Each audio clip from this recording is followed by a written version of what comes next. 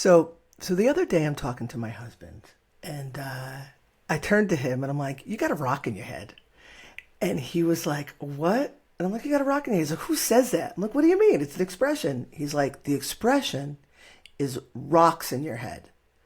And I'm like, I grew up, my father, that was what he said. He always said, "You got a rock in your head." That's how you say it. So now I'm like, "Got a rock in your head. You got rocks in your head. You got rocks, rock."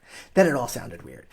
But what I realized after this conversation was we are all conditioned to believe that what we've learned along the way, especially in our formative years, that is the way it is. That is the right way. That is the way it should be, essentially.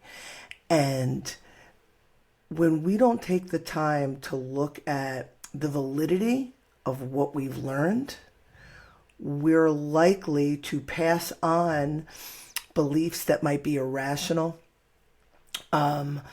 patterns that might be toxic or disserving. We may be affecting those around us. We may be raising our children in a way that is not in their best and highest good. And we do it under the belief that we're doing what's right because those before us did the same thing.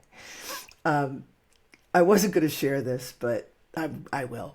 So I meet Rob, and he is first generation American. His parents are Italian, Italy Italian. I'm second generation American, Italian American.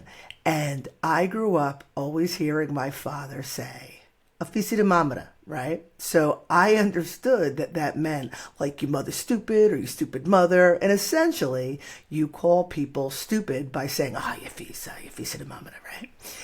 And when Rob and I got together, blah, blah, blah, yada, yada, yada, I bust out with a fisi de mom. And he's like, "What are you saying?" He's like, that means your mother's vagina. I had no idea.